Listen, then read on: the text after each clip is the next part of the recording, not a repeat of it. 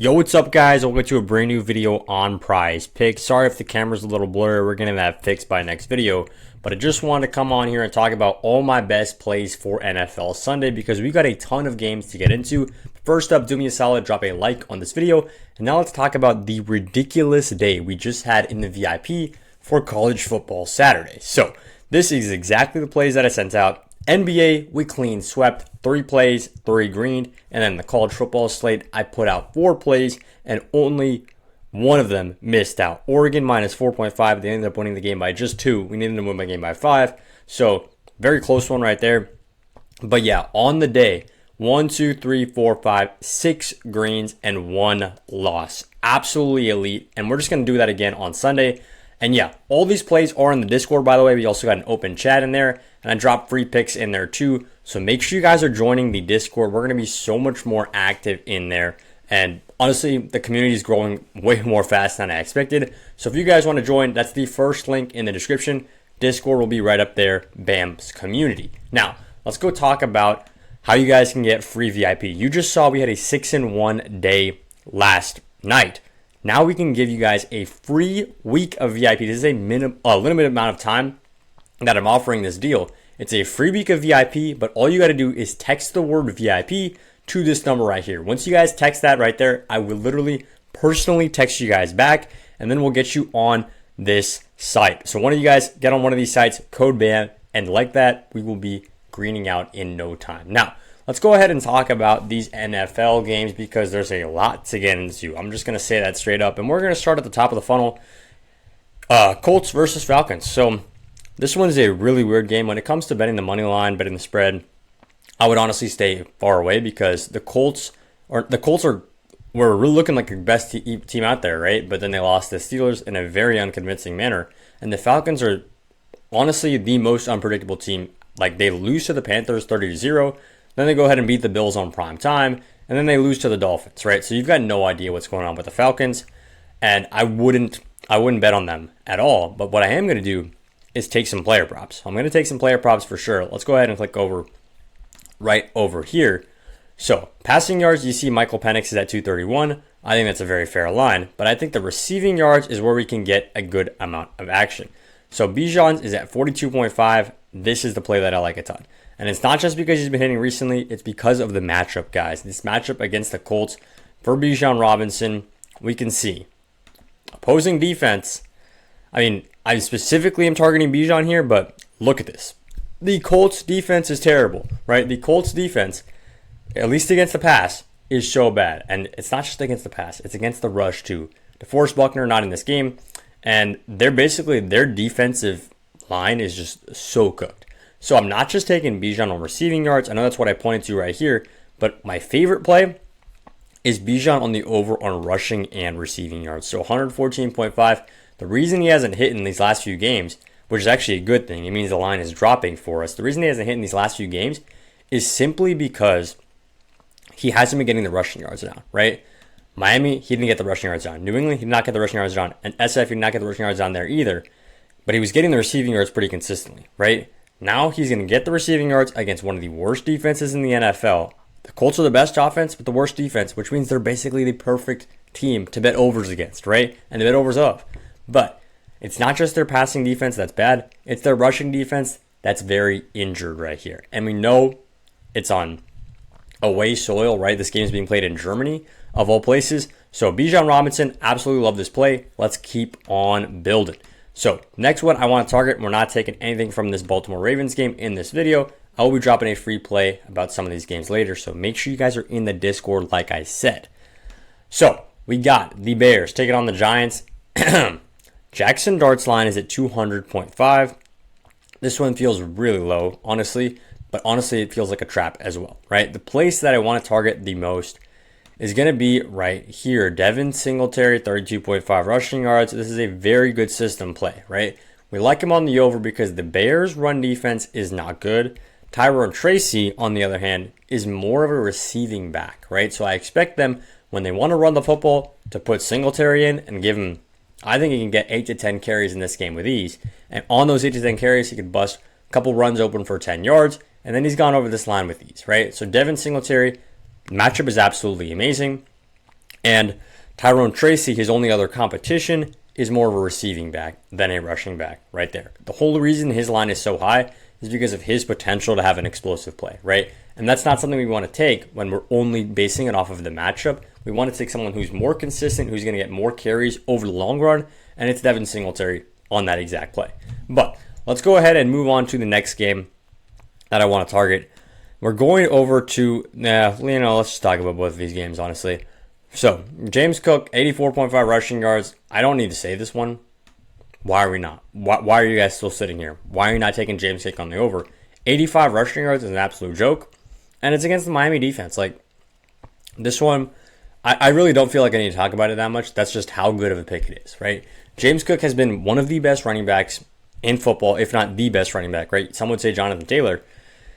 He had 200 yards against the Panthers. As a Panthers fan, I was really sad to see, right? And then he had 114 against the Chiefs. And the Chiefs hadn't allowed a 100-plus yard rusher. I think it was for the last 26 games. I might be off by a couple numbers there. But yeah, 20-plus games that nobody had rushed for 100-plus yards against the Kansas City Chiefs. James Cook in 2025 comes in and does exactly that. And now he's facing the Miami Dolphins. I'm sorry. Did you say the Miami Dolphins he's facing? Yeah. What are we doing?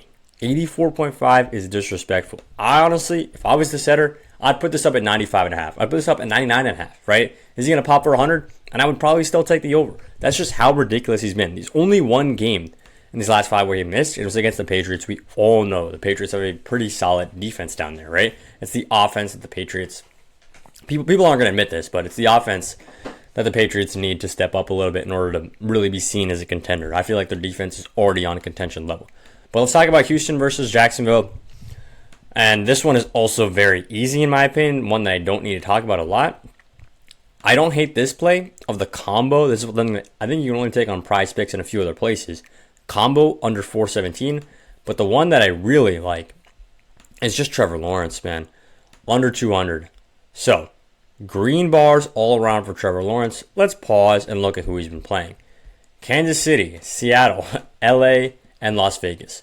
None of those teams are necessarily elite passing defenses except for the possible exception of the Seahawks, who have a pretty good passing defense, but it's still kind of flaky, right? Unfortunately for Trevor Lawrence, and unfortunately for Jaguars fans, he's going up against this as a passing defense. And this is an absolutely elite Texans defense. Oh, and let me just show you this real quick. Last week, I told you to take Broncos Bo Nix on the under because he was playing the Texans. That greened out. The week before that, I told you to take Mac Jones on the under because he was playing the Texans. That greened out. Then I told you to take Sam Darnold on the under because he was playing the Texans, and that greened out. I'm sure you guys are noticing the pattern here. That's 6 quarterbacks in a row. The last quarterback to go over against the Texans was Matthew Stafford in week 1. Matt Stafford in week 1 was able to go over against the Houston Texans, and no other quarterback has done that since.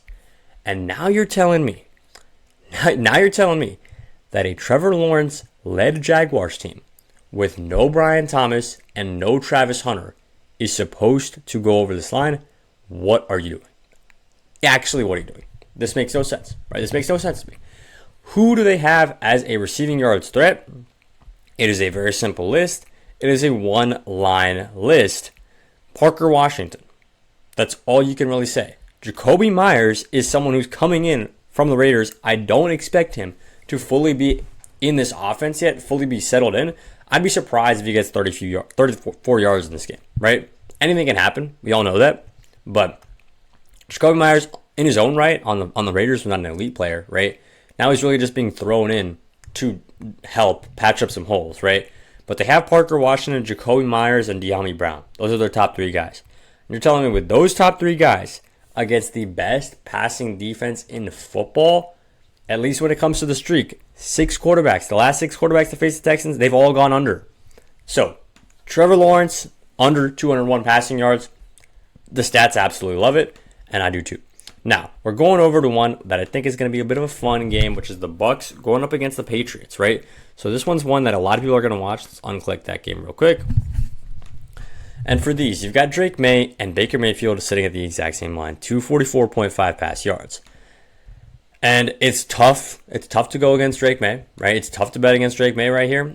And if I just am able to pull up these stats for you guys, I'll show exactly what I'm talking about. Because Drake May, here it says his line's a little bit lower.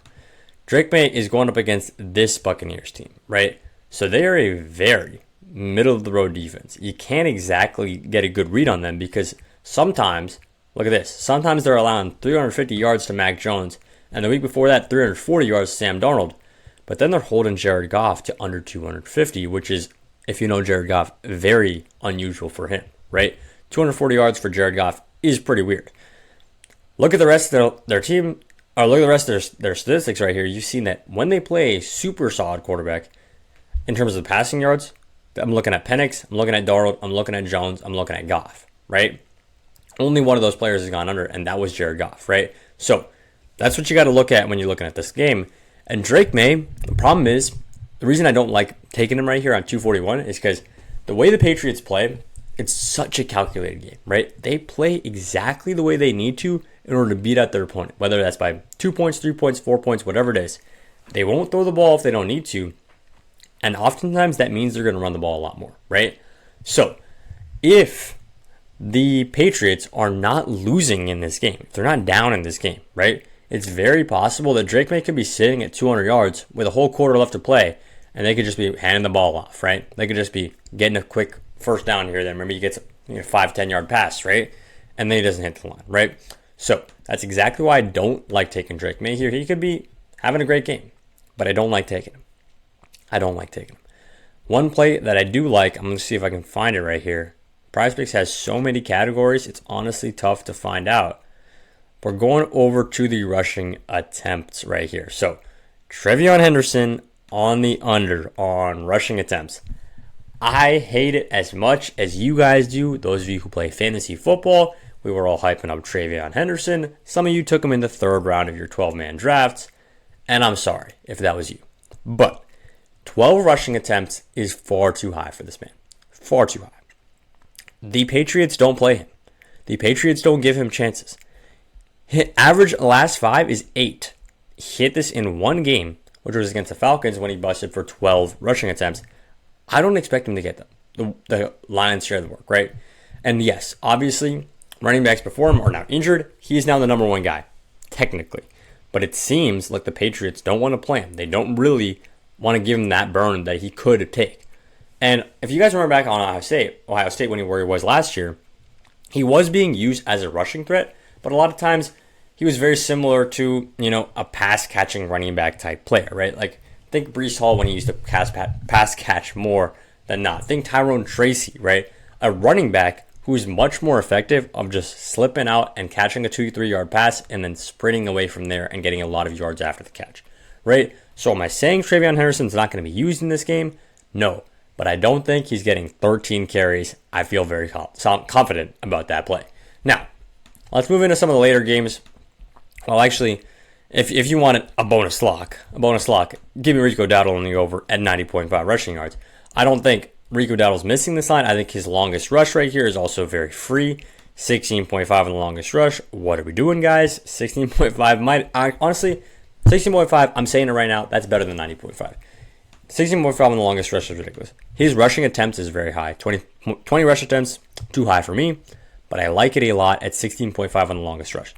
That being said, I'm only really talking about this game because I'm a Panthers fan and because I think there's a good chance of winning money there. Most people aren't going to watch that game. Most people aren't going to place any money on that game, and I honestly can't blame them. But let's go ahead and talk about a receiving yards prop. Jackson Smith-Njigba. Hope you guys have heard the name by now. Jackson Smith-Njigba has been popping off. And I'm going to show you guys. exactly what I'm talking about. Opposing defense, right? This is the Cardinals defense that we're looking at now. They're the 4th worst team at defending the slot receivers. And if we look at JSN right here, where does he play the most? Slot and wide. Slot and wide is exactly where he plays the most, and that is exactly where their defense is the weakest, especially in the slot. They're going to get him a ton of chances in the slot right here. And if we look at how have other wide receiver ones done when they faced the Cardinals recently, Oh yeah, George Pickens, he hit his line. CeeDee Lamb, oh he also hit his line. Romeo Dobbs, he hit his line. Alec Pierce, green. Josh Downs, green. Michael Pittman was one of the ones that missed. And then now we're getting to almost over a month ago, but Calvin Ridley popped for 131 yards against this exact defense, right? Oh, and did we mention JSN's stats yet? This feels too easy to explain why we're taking JSN on the over, but we're adding it to our parlay. We're just going to go ahead and add to our parlay. He dropped 132 yards in a loss, and we all said, wow, how can JSN put up a game that great and the Seahawks still come away with the loss? I feel bad for JSN because that was one of his great games, right? Then what did he go and do? Oh, he did that 1, 2, 3 more times, and they've won every single game since then. This Seahawks team is legit. I still like the Rams more than them, but that's a conversation for another day. Jackson Smith and Jigba at 95.5 is simply disrespectful. It's just disrespectful.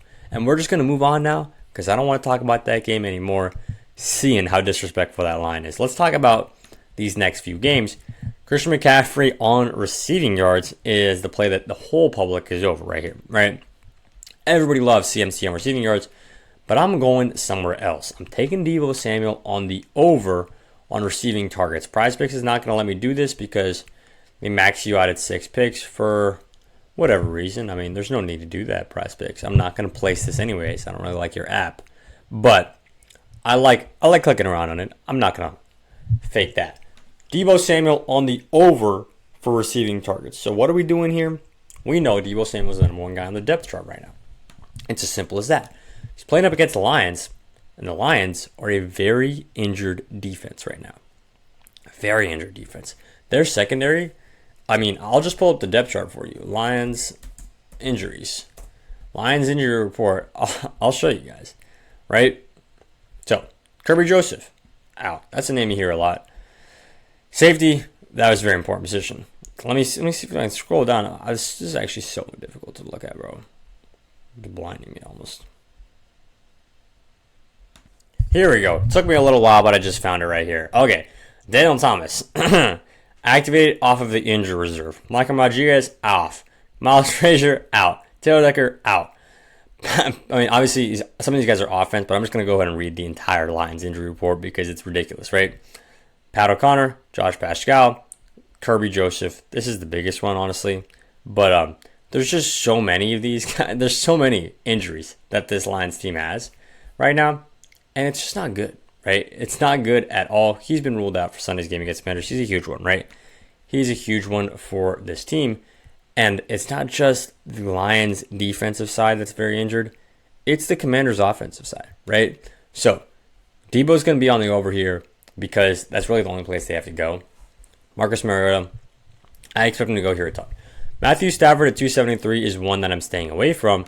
But one place that I do like taking, basically hedging Matthew Stafford on the over, is, let me see if I can find it. Must have scrolled right by him. Puka Nacua. Puka Nacua at 92.5. And then also,